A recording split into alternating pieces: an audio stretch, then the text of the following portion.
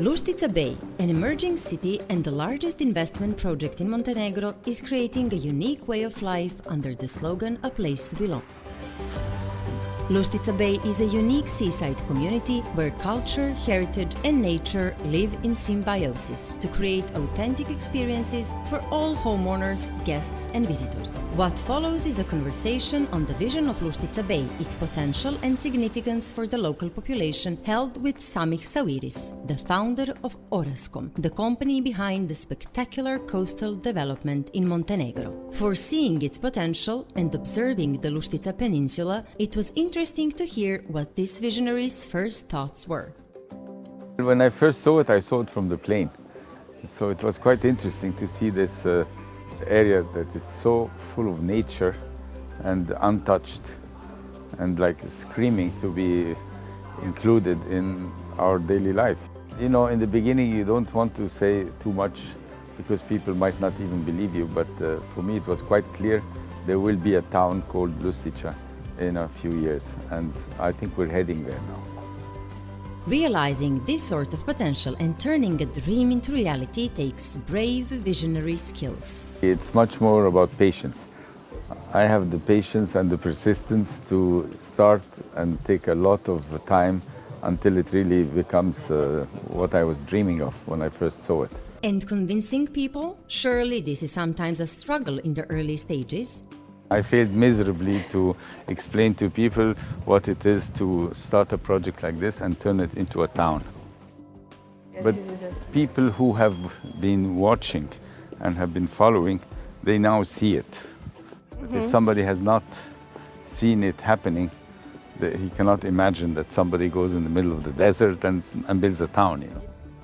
I'm actually happy when people don't even, if they just don't make fun of me. It's already a big success.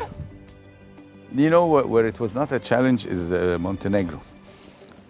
Very strangely, Montenegro was the only place where I didn't feel that people are not believing that this can become an integrated community. The Montenegrins, they don't judge before they see, and they don't care to judge before they see. Everybody in other countries has an opinion. And in most cases, the opinion was, this is crazy, this is not going to happen. But here they said, okay, we'll watch him, let's see. There must be some secret to creating destinations that become true communities. You just have to see what people need and bring it to them. It's all about people's needs. So what does a person need in order to come and settle here? He needs a school for his kid, he needs a clinic, he needs to be close to an airport, he needs to have beautiful things around him, so that when he wakes up in the morning, he's cheerful and happy to be there. That's why we always say life as it should be, you know. Today in Lutica Bay, there are 46 different nationalities amongst the homeowners and the wonderful sense of community. That's very important. It's all about creating community. Everything we do here has really as a main target to attract people to come and live here and associate with the place and call it even home after a while. You know, and this is when you have continuity also. You know, these very long-term projects, they need to be secured by people, not just by numbers. It's the biggest, most important aspect. If you have a living community in a place, this is much safer for the place than if you have money in the bank. And the relationship with the local community remains important. They are the ones that actually are our number one priority. Even though we don't make as much money from them, but they are the ones that help us create the community.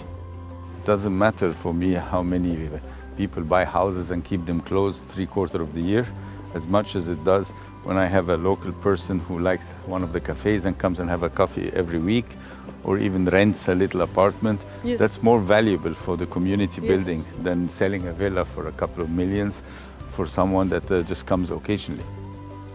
And even that person, when he comes, he wants to see the local community. It is much more about that than just trying to be a nice guy and take care of the local people. It's much more because I need them to be happy, because they are the ones that are going to create the sense of a community and later the sense of town. You know, there is a lot of people living near Lustica, and I want those people to feel that this is their town. Not a place for people who buy second homes and come sometimes, much more important to have people live in your town than people buy in your town. Montenegrins have been an active part in growing the community here at Lutica Bay. You see all these shops, all these restaurants, they're all managed and owned by Montenegrins. So this means that we are getting more and more a local community of business people in our town, and they bring more citizens to our town that live here. So this is the beginning of the success of this town building process, when you manage to attract local people to do business with you. The involvement of the local business community is something that is important. For me, their participation and engagement is what I care about, and they help to create this feeling that it's a local community that really governs what happens here. El Gouna, Orascom's premier Red Sea town, started as a small vision and, like Lutica Bay, has now blossomed into a remarkable global destination and community. You know, we have now almost 27,000 people living there permanently, without even the people that come and visit, without the tourists, without the people that have second homes, and from time to time they come. So you have a community now. You know, the critical thing about this type of projects is the critical mass.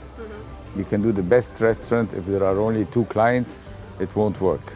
Yeah. So the word critical mass has been my biggest lesson in this experience, and it took me, as I said, 7-8 years to understand what it means to have critical mass.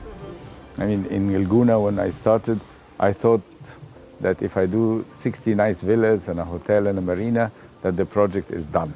Yeah. It took 16 hotels and 16 years to really say now it's done, because by then we had enough people living there permanently, and we had enough facilities, enough infrastructure that was also paying for itself after we have so many people living there.